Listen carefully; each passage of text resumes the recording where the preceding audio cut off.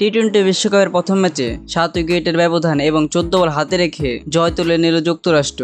এবং আজকে যুক্তরাষ্ট্রের জয়ের ম্যাচের নায়ক ছিল 40 বলে 90 রান করে অ্যারন জোন্স। এবং ওই 90 রানের ভিতর 10টা 6 এবং 4টা 4-এর মার ছিল এবং টোটাল 76 রান বাউন্ডারি মার থেকে এসেছে। অ্যারন জোন্স টি-20 বিশ্বকাপে এক ম্যাচে 10টা 6 মার রেকর্ড করেন আজকে। তো এর আগে শুধুমাত্র দুইবার ক্রিস গেল এই টি-20 বিশ্বকাপে 10টার অধিক 6 মার রেকর্ড করেছিলেন এবং অ্যারন জোন্স দ্বিতীয় ব্যাটসম্যান হিসেবে 10টা 6 মার রেকর্ড করেন আজকে। তো কানাডার ওপেনিং জুটি থেকে 43 রানের ভালো শুরু করে এবং এরপর নাভনীত ধালিওয়ালের 44 বলে 61, নিকোলাস কিটনের 31 বলে 51 রানে এবং শেষের দিকে শ্রেয়াস মোব্বার 16 বলে 32 রানের উপর ভর করে 194 রানের বড় স্কোর দাঁড় করাতে সক্ষম হয়।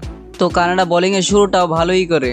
প্রথম ওভারের দ্বিতীয় বলে টেইলরের উইকেট তুলে নেয় এবং 42 রানে যুক্তরাষ্ট্রের টিমের ক্যাপ্টেন মোনাক প্যাটেলের উইকেট তুলে নিতে সক্ষম হয়। কিন্তু এরপর আন্দ্রেস গাউস এবং অ্যারন জোন্সের মধ্যে 131 রানের পার্টনারশিপ এক কথায় অসাধারণ ছিল। এরপর আন্দ্রেস গাউস 173 রানের মাথায় বাউন্ডারি লাইনে ক্যাচ দিয়ে ফিরে গেলেও অ্যারন জোন্স ম্যাচটি শেষ করে বের হন এবং ইউএসএ তাদের প্রথম বিশ্বকাপের প্রথম ম্যাচে তাদের জয় তুলে নিল। তো প্রথম ম্যাচ জিতে তারা এখনো গ্রুপের টপে আছে, কিন্তু গ্রুপ এতে ভারত এবং পাকিস্তান রয়েছে। এই দুই টিমেরই সম্ভাবনা রয়েছে সেকেন্ড রাউন্ডে যাওয়া। আপনি কি মনে করেন এখান থেকে কোনো টিম কি পাকিস্তান বা ভারতকে পিছনে ফেলে চলে যেতে পারবে কিনা? তো আজকের ভিডিও আমরা এখানে শেষ করছি। তো ভিডিওটি ভালো লাগলে ভিডিওটি লাইক করবেন এবং আরো স্পোর্টস রিলেটেড নিউজ পেতে চ্যানেলটি সাবস্ক্রাইব করে রাখবেন।